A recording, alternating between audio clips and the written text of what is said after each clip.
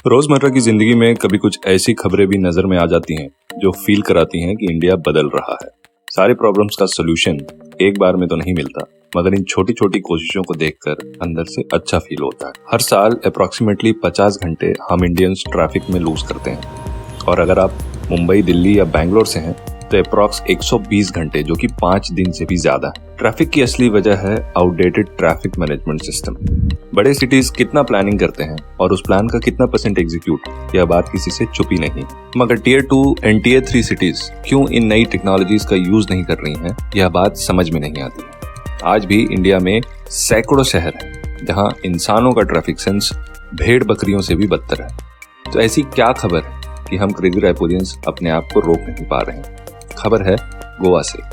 वही गोवा जहां जाने के सैकड़ों प्लान्स बनते तो हैं और हजारों टूट भी जाते हैं। वही गोवा जहां लोग सस्ती शराबें पीने जाते हैं। वही गोवा जहां से लोग लीगल और इलीगल तरीके से उन सस्ती शराबों को अपने घर ले जाना चाहते हैं। उसी गोवा में ऐसे वंडरफुल काम हो रहे हैं जो टियर 1 और मेट्रो सिटीज को सोचने पर मजबूर कर दें। गोवा ने पिछले 1 साल में इमर्जिंग टेक्नोलॉजीज जैसे कि IoT, artificial intelligence and machine learning का यूज करके ऐसे सॉल्यूशंस इंप्लीमेंट किए हैं जो तारीफ के काबिल हैं। गोवा ने अपने बीच पर ऑरस नाम का एक रोबोट इंस्टॉल किया है जो बीच पर लाइफ गार्ड्स की हेल्प करता है। इस बॉट ने 2023 की न्यू ईयर की रात ऐसा शानदार काम किया कि लोगों का ट्रस्ट भी इस रोबोट को मिल रहा है।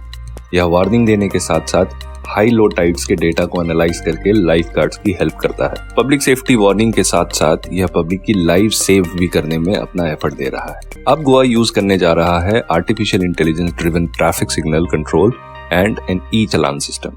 ये तो बहुत ही अमेजिंग सोल्यूशन है। अभी फॉरेन कंट्रीज में भी इस टेक्निक का इस्तेमाल सही से शुरू नहीं हुआ है। इंडिया में आज भी ट्रैफिक कंट्रोल एक मैनुअल काम है जिसमें एरर के स्कोप काफी ज्यादा है, और जहां यह ऑटोमेटिकली होता है वहां एक फिक्स टाइम के लिए ट्रैफिक सिग्नल रेड या ग्रीन किया जाता है, भले उस लेन या स्ट्रीट में ट्रैफिक हो या ना हो। तो इस नई टेक्निक में वीडियो फीड्स को प्रोसेस करके और ट्रैफिक की डेंसिटी को समझकर artificial intelligence and machine learning का सहारा लेकर स्मार्ट डिसीजंस लिए जाते हैं, जिसके कारण ट्रैफिक स्मूथली फ्लो होता है। सिग्नल जंप और ट्रैफिक वायलेशंस की रिपोर्ट भी नहीं के बराबर होती है, क्योंकि ट्रैफिक इंस्पेक्टर्स या कांस्टेबल्स ट्रैफिक कंट्रोल करने में ज्यादा फोकस होता है उनका।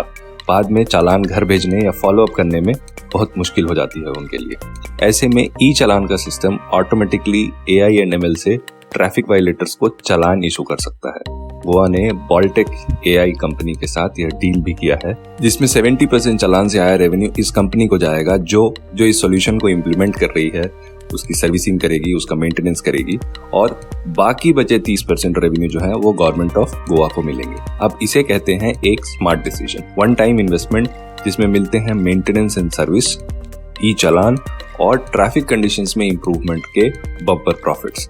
इन सब के अलावा एडेड वैल्यू भी है, जैसे कि ऑन रोड करप्शन, पुलिस की हैरेसमेंट से आपको मुक्ति मिलेगी, लोगों का रोड पर बिहेवियर और उनके ट्रैफिक सेंस में भी चेंजेस देखने को मिलेंगे। इमरजेंसी सिचुएशंस में एम्बुलेंस और पुलिस की गाड़ियों को ट्रैफिक सिग्नल पर प्रिविलेज भी मिलेगी, यानी कि रिस्पॉन्स टाइम में भी बहुत ज्यादा इम्प्रूवमेंट होगा। सोचिए कितने फायदे हैं इस एक सिस्टम को इम्प्लीमेंट करने से।